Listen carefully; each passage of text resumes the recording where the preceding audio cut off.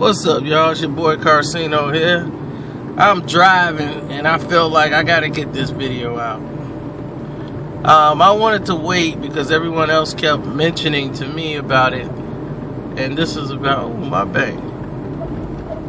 Everybody was mentioning to me about the Stephen A. Smith situation, and this is what most people didn't understand. It was, hey man, you gotta make a comment about Stephen A. Smith, man.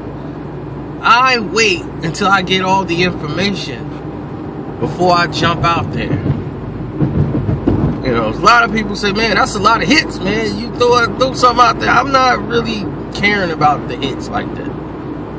You know, when it comes to a situation like this, you want to make a point, but you want to see everything unfold. So that's what I did. I chose to wait till everything unfolded, and of course it's blown out of proportion. We knew that looking at it, but let's look at what happened as far as the support for Stephen A. Smith, who was suspended, and right now he probably sitting next to Ray Rice like, man, I ain't even hit no broad.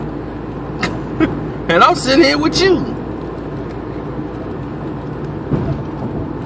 So ESPN decided to suspend him. This is like basically, I think it's the second suspension, and the other one was like a non-publicized suspension, where they basically sat him down like a child, took away his Quite Frankly show, and they said, oh, well, it didn't get the ratings we thought it was going to get.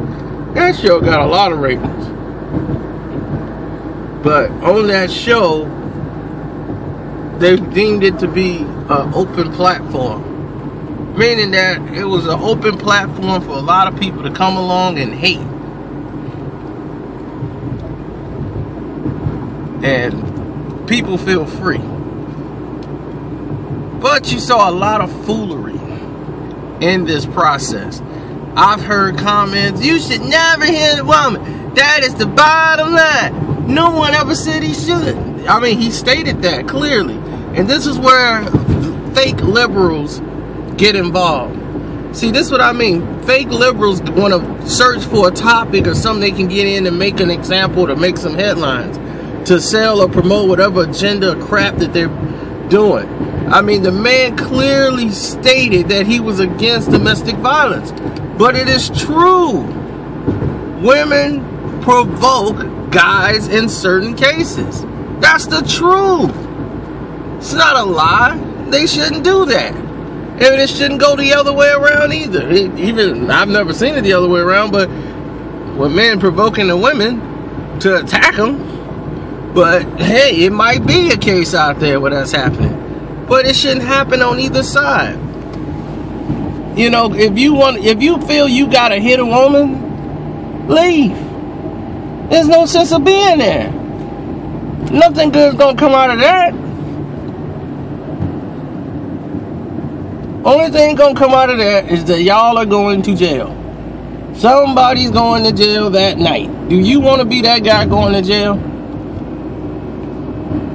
I know I don't.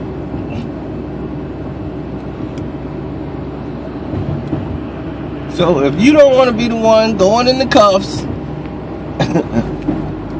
what they call the drunk tank, sitting there like calming down, like, man, I'm supposed to go to work tomorrow. Oh man, I gotta go to court, man. I might lose my job now. Oh man. See, that's when reality starts setting in. You know, don't wait for that to happen for you to say, oh man, I shouldn't have did that. You shouldn't have did it from the beginning. Think. Women is always gonna piss you off. They women, that's their job. They know the buttons to press to piss you off. Men should know that. Women should know. Stop provoking men to hit you. And if you would have just an abusive, insecure asshole, then leave him. Okay, it's not cool for either side to hit each other. I never understood that nonsense. It makes zero sense. It's like, you're not gonna get no points for beating her up. And what do you gain out of it? Nothing. You want a scared, timid wife or spouse? And what does that teach your children who might be around and see this? It's just terrible. But the way they handle Stephen A. Smith, just excessive. So you know this is corporate people behind everything. Same thing they did to Tony Dungy. The most credible, the most respected face in the sports, period. Tony Dungy said that he wouldn't have taken the gay player, and that was just his choice. He wouldn't have taken him. It wasn't because the guy was gay and all of this. That was his opinion. And now they crucifying him because he's not going with what they feel was the obvious choice. Like they should have drafted him. Let's be honest. We're not talking about like a number 3, number 4 player at his position. He was barely not drafted. Barely drafted.